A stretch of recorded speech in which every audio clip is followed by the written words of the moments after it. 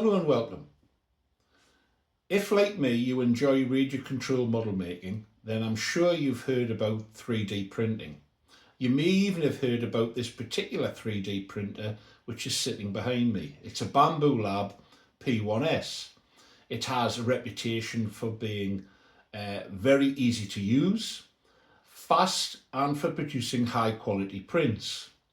Now, having used it for a month, and that's beyond making little plastic boats and fidget toys for some real model making, I'm going to give you my honest view on whether I think these bits of kit can really enhance your creative experience and your enjoyment of model making. So get your favourite tipple in hand and let's sit down and do a review of 3D printing and this particular printer behind me. So why did I buy this printer? Well, I'm sure that many of you have the same problem that I've faced, and that is a lack of space. My hangar, which is actually my son's old bedroom, is at bursting point with model airplanes. And I decided to cull some of them to make space, but it also gave me some money to spend on a modelling bit of kit. And I toyed with getting a laser cutter or a 3D printer, and I couldn't really decide which would be the most useful. Following a conversation with Cliff Harvey, a fellow YouTuber, he suggested that I would get a lot more mileage out of a 3D printer. Now, I didn't want this to become a bottleneck to my model making and my creativity, because I'm not great at using computers, and technology always seems to stump me. So I didn't want something that was going to slow me down. And that's why I went for the Bambu printer. They have a very good reputation of going from zero to printing in a short order. And it was a very logical process to set this up. And that's what I'll talk about now. So here it is. This is the Bambu Lab P1S. It sits in the dining room kitchen area. My wife is absolutely a saint. Lots of people comment on it. You'll see this box above, which is additional to the printer. I purchased that because this is a very humid environment, and from what I understand, filament doesn't like moisture. And one of the first things that I printed were these boxes which hold desiccant, which keeps the moisture down within this box, and apparently greatly improves your experience of printing, which is what I'm after. It went from arriving in a huge box, beautifully packed, to printing stuff. That's the first thing I printed in about an hour. And that was taking my time and making sure that I did everything logically. What have I done in the month that's gone by since? Well, I've produced items that I would put into three categories. The first category I would describe as things I didn't know I needed. The second category I would describe as tools that aid my model making and creativity and make it more enjoyable. And the third category is actually models themselves. So let's have a closer look at what I've done in the first month of playing around with this 3D printer. Well, here we have a selection of the things that I've been busy 3D printing. So one of the first things that I did was I printed off these boxes, which I found on Thingiverse. Somebody had designed them, and they are designed to fit into the unit which sits on top of the printer, the EMS, and you fill them with desiccant, which helps keep that environment dry, as I've already mentioned. And that's the thing about the 3D printing. I've discovered that you don't have to actually make stuff from scratch yourself. In most cases, somebody somewhere has already designed it. I do intend to teach myself this year, it's my target, on how to actually do some design work so I can make things from scratch. I like learning new things, but for those of you who are put off by the prospect of having to design stuff and use CAD design. You don't. There's lots out there that you can already just pick up and use. So that's them. Another thing that I printed off very early on was this little hand sanding block. It's adjustable. You can alter the tension with this wheel here, which is an amazing bit of kit. And I think that this actually came as, it was on the card that comes with the printer, and it's also found on Bambu Studio. I've printed another one off, and I intend printing, this one's slightly narrower, I intend printing lots more of these hand sanding blocks in different shapes, some with curvature on them, and because I found them and they're very, very useful. In fact, I've used them on the debutante that I've been building, and it's just made life very easy. You can also see here that I've got a stand that I've put some of the paints that I've used, and the reason I've printed this off is I'm terribly disorganised, as you've probably already noticed if you've followed the channel. And this was my idea of paint organisation. All the paints in a box. It was good because I could find them when I wanted them, but when I actually got to using them, that's when it became a pain. So I printed this stand off, and it means I can get the paints that I'm using at that moment in time, put them out, and then I've got a little brush holder at the back, and then the paints that I'm using on that particular job. Also paint related, because I've been doing lots of that recently, I printed off this little hand carousel that makes it easy for you to hold the model in one hand and rotate it. And that's got a bearing fitted inside, and you simply blue tack the item onto the top, and then you can rotate it and it makes it easier for you to paint. A little gauge, and the internet is full of this sort of kit, gauges, clamps, jigs, which you can use for modelling. As I said, I've been doing lots of painting, and when it gets towards the end of a spool of filament, one of the things I've done, because you get some sample spools, part spools, and I use those up.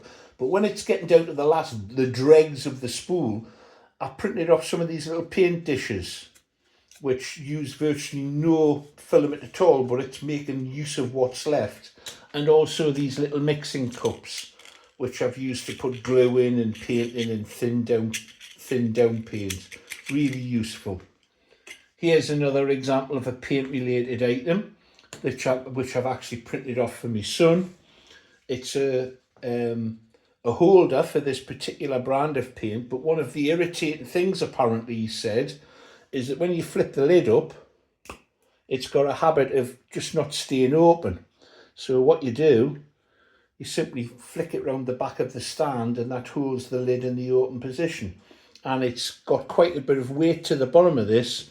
It stops you knocking over the paint on the surface. As I said, lots of bits of kit that you've probably thought you don't even need, but once you've got them, you think, well, that's a great idea. Here's an obvious one. It's a little holder for a micro servo, and I've made these out of plywood for years and have to glue them together and so on.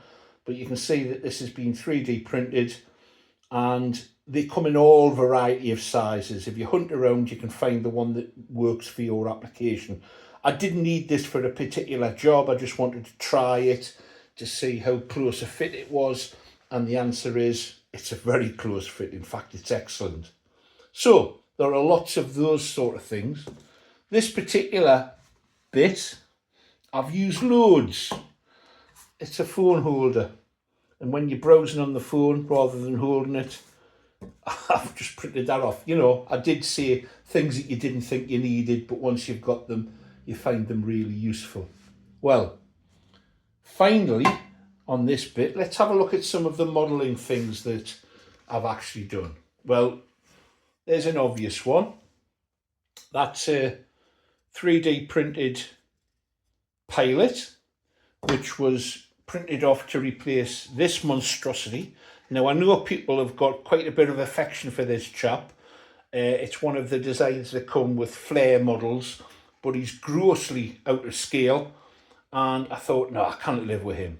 Anyway, he got ripped out. I printed him off and I resized him because I thought the size was wrong. And it turns out I was incorrect.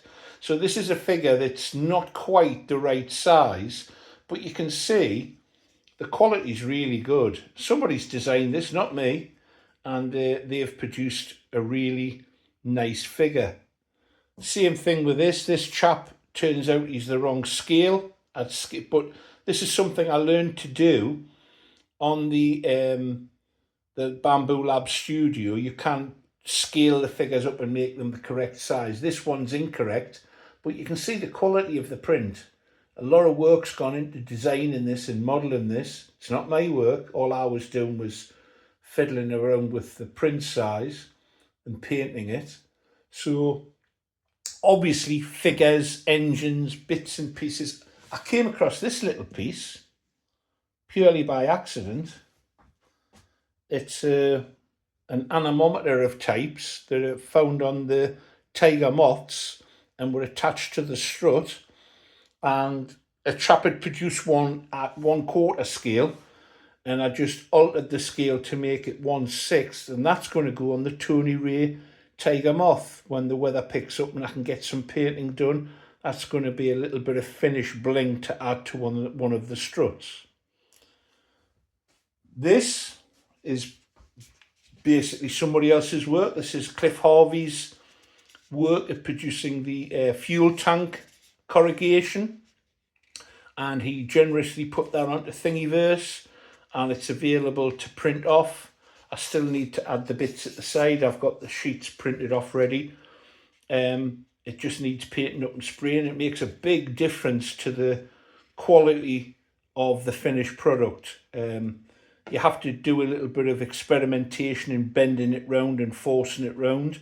But if you watch Cliff Harvey's video on doing this, I've done a sort of follow-up, but he's the original. If you watch Cliff Harvey's video on the building of Tony Ray's tiger moth, you can see how he did this, and that's where the credit lies. Great improvement on a good kit anyway. Pilots. Now, the top part of this pilot is 3D printed. The rest of him I've carved from foam. And there's a little video out there if you're interested you can look at. Now, down the line, perhaps I'll be able to design the rest of them and 3D print the whole thing. But the advantage of the foam here is it's very, very lightweight. And the only weight really in the whole structure is the head and shoulders, which were 3D printed. So that's a 1/6 scale pilot, sorry.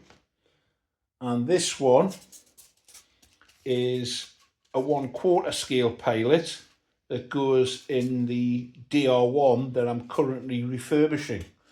So you can see, up to now, I would say there's enormous potential in this bit of kit. Let's have a final overview. So, after a month, what do I think? Well, to my surprise, it's less of a gadget and more of a useful tool in my modelling experience. Yes, there's an investment in money, materials, space, and having to learn some basic skills, but I'm increasingly realising that there is a massive potential in this tool. You'll find unforeseen advantages, you'll find things that you didn't really know you needed, and you'll find that the 3D printer, if you do invest in one, can help you solve a number of issues just generally around the home and the workshop. Lots of people have faced problems and come up with solutions where a 3D printer is the answer, and you may be surprised at the range and variety of those. In terms of model making, well, I haven't really considered its potential for making large structural parts. Foam and balsa are still the way to go, in my case balsa. But there are people out there who are printing 3D models. The advent of lightweight PLA filament certainly makes that a viable proposition for the future. It's not for me, but it might be for some people.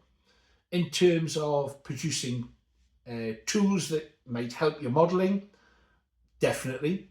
And in terms of being able to print off parts that you can use in your model, certainly. Is it necessary? Well, of course not. For a long time, I was able to model with tools that fitted in a shoebox, and I got a great deal of enjoyment out of that. A necessary luxury? Not at all, because a luxury by its definition is something you don't really need. But does it add fun to your life? Definitely. If you've got the inclination to give it a go, search the internet, have a look around, there's lots of useful information there, and then you can come to a conclusion, is it for you? If you want a 3D printer that just works, well, my experience of the Bambu Lab P1S is that that definitely fits the criteria. For me, I didn't want to tinker.